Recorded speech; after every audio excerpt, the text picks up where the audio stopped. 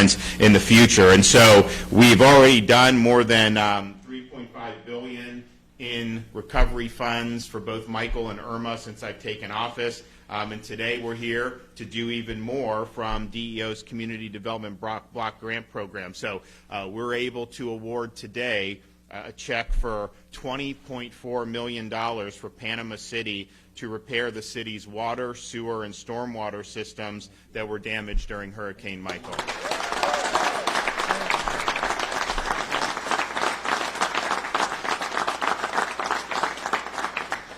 So the funding will help the city repair and replace 2.4 miles of damaged water lines, 2.4 miles of damaged stormwater lines, and 3 miles of damaged sewer lines. City will also use the money to fully restore water quality, dependable sewer, and functioning stormwater drainage in the area. People understand just how devastating Hurricane Michael was to the area, but a lot of people don't know that even today, the city has employees working round the clock to maintain lift stations and keep manholes clear. During storms that bring heavy rain, the city has evacuated residents from homes in the area because the stormwater systems are not fully functioning. So this project will bring a permanent solution to the ongoing water issues and help the city mitigate environmental impacts or overflows. And so I'll present the check. So Mayor, if you want to come and whoever wants to come get it. All right. Anyone else want to come? Okay, so here we go. Over $20 million.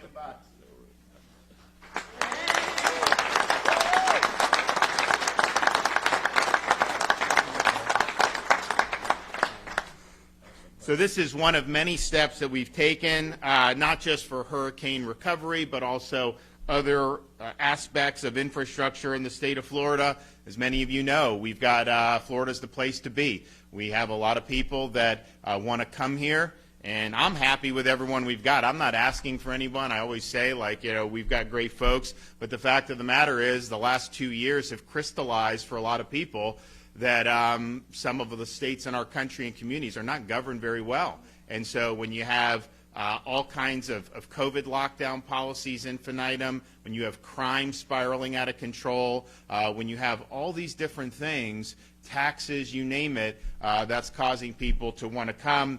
And obviously this is a great community here, but you're seeing it really all over the state of Florida. And so we understand that infrastructure is going to continue to be very important. We have the legislative session just got kicked off this week. Jay Trumbull has a little bit of say over kind of how some of the money is spent, and we're seeking to have record funding for our Job Growth Grant Fund, $100 million. I actually had to veto that funding when COVID first hit because we weren't sure what the picture would look like. We've now been able to get it for this fiscal year. We've made huge impacts on really high impact infrastructure projects and key job training opportunities such as getting more truckers, getting diesel mechanics, all these things that pay very well that are in short supply.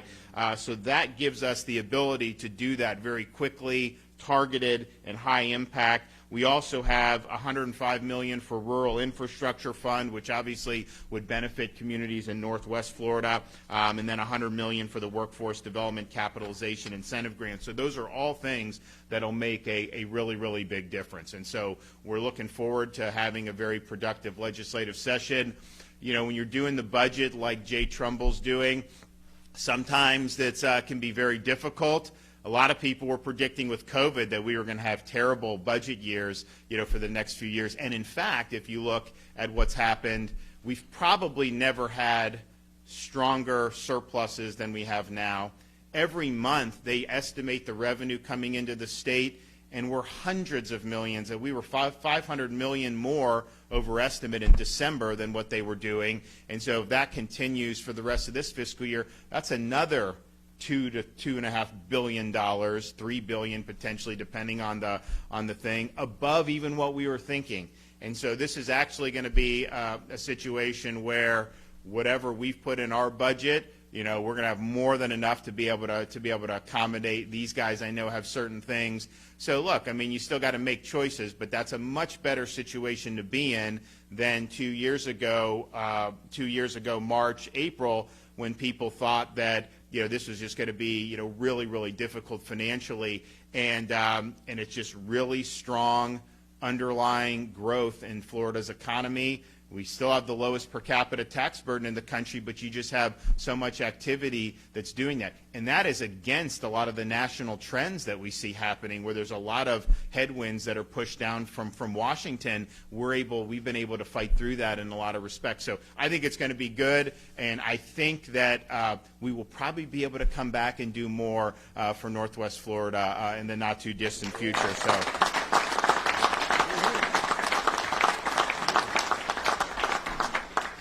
So we're going to have some folks come up. We're going to have the mayor, then Representative Trumbull, then Dane Eagle. So, Mayor, you want to come on up?